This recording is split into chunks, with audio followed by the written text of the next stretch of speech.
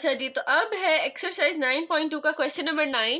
Statement पढ़ते हैं। Statement में वो कह रहे हैं in the following figure, in this figure find the measure of angle C, this angle and angle AED means this angle.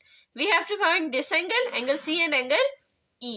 And the question also requires that we have to prove that ED is parallel to CB, यानी ये ED जो है ये CB के parallel है and we have to prove that by solution.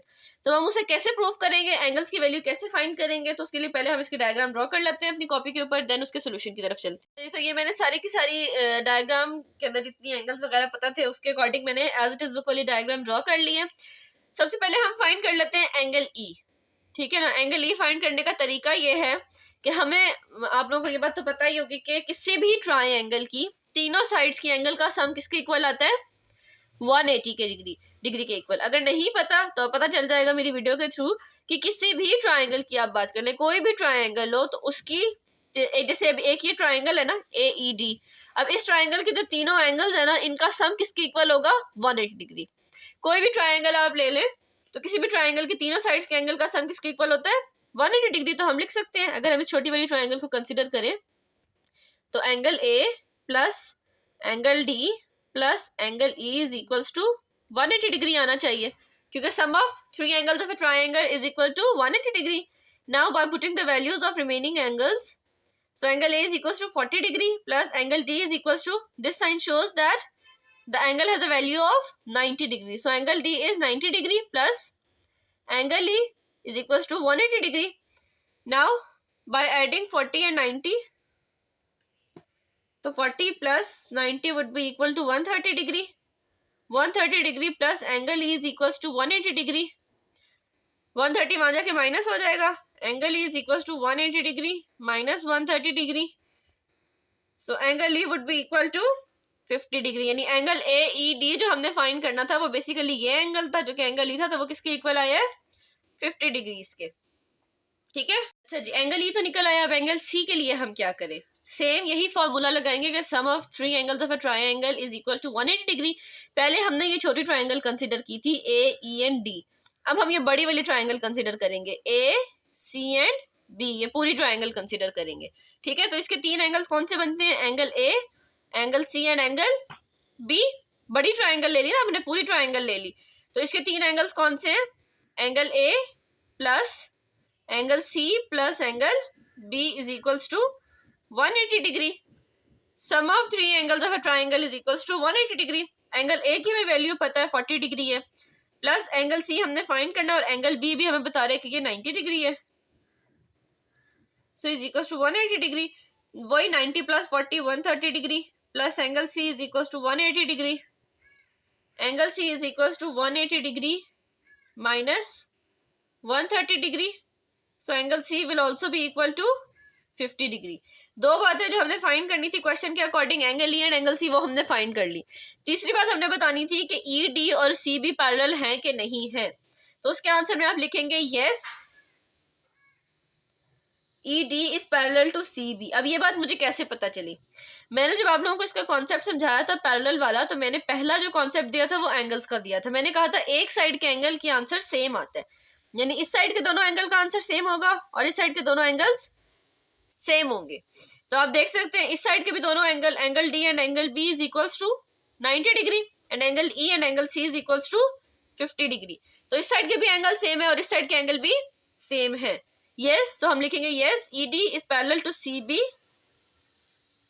Because angle D is equals to angle B and angle E is equals to angle C। ये इसका reason है कि तो इसके दोनों साइड्स के, जो पहले हमने कॉन्सेप्ट पढ़ा हुआ है कि पैरेलल की केस के अंदर एक साइड के एंगल्स का आंसर सेम आता है, तो इस साइड के एंगल्स का आंसर भी सेम है विच इज 50 डिग्री एंड इस साइड के एंगल्स का भी आंसर सेम है विच इज 90 डिग्री।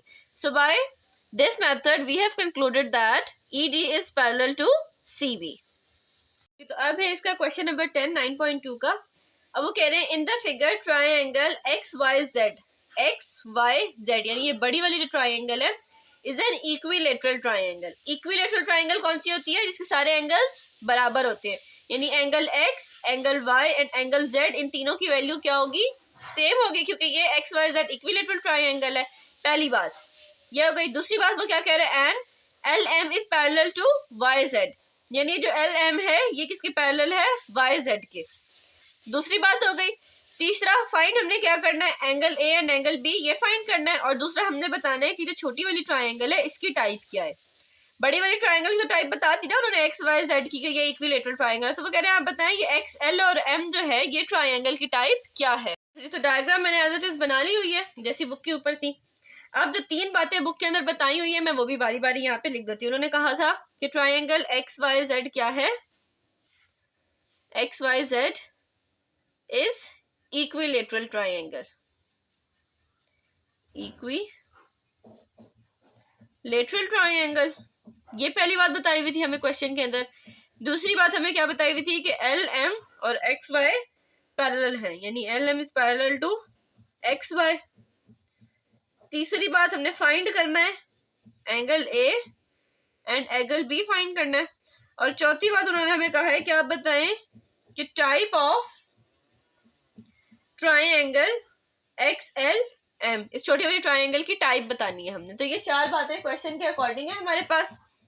अब बारी बारी इनके सोल्यूशन की तरफ चलते हैं। सबसे पहले हम फाइंड करते हैं ये जो पहली बात है एक्स वाई जेड, इससे हम एंगल फाइंड करते हैं, एक्स वाई और जेड का एंगल फाइंड करते हैं, ठीक है ना, पहली बात को यूज करते हुए। तो हम लिखेंगे as triangle X Y Z is equilateral. मैं पहले भी बता चुकी हूँ इक्विलेटरल ट्राइंगल का क्या मतलब होता है कि उसके तीनों एंगल्स का आंसर एक ही होएगा। और हमें ये भी पता है कि sum of 3 angles of a triangle is equals to 180 degree. तो angle X plus angle Y plus angle Z is equals to 180 degree. अगर इन तीनों का सम 180 है और ये तीनों इक्विलेटरल ट्राइंगल के एंगल्स हैं तो इसका मतलब इन तीनों का आंसर सेम ही होगा। अब वो सेम आंसर क्या हो सकता है, आप सिंपल क्या करें 180 को कैलकुलेटर पे डिवाइडेड बाय 3 कर दें, उससे आंसर क्या आएगा आपका 60 डिग्री। यानी ये तीनों एंगल्स इक्विलेटरल ट्राइंगल के हैं तो इनका आंसर बराबर है, तो ये भी 60 डिग्री होगा प्लस ये भी 60 डिग्री होगा प्लस ये भी 60 डिग्री होगा। क्लियर।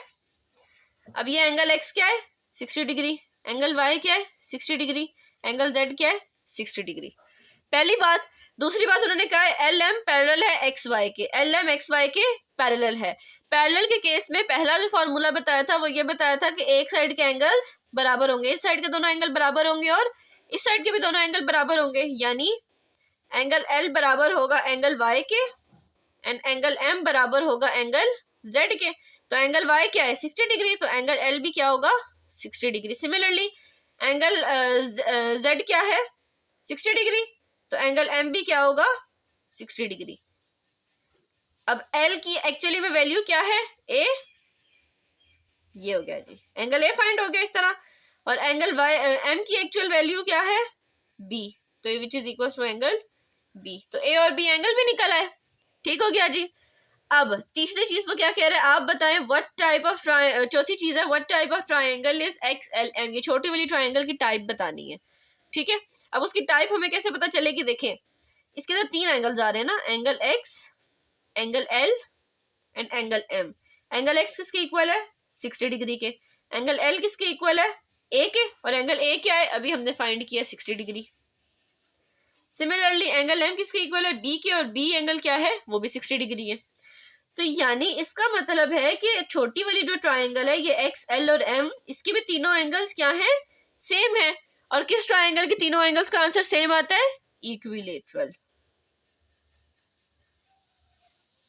तो इसका मतलब ट्राइंगल एक्स एल एम, ये जो छोटी वाली ट्राइंगल है ये भी इक्विलेटरल है। बड़ी वाली तो हमें पहले ही क्वेश्चन में बताया था ना कि एक्स वाई जेड तो इक्विलेटरल है, ये जो छोटी वाली है एक्स एल एम ये भी इक्विलेटरल है। ये हम लोगों ने खुद फाइंड आउट किया एंगल्स की वैल्यू देख के, उसको ऑब्जर्व करके, ठीक है।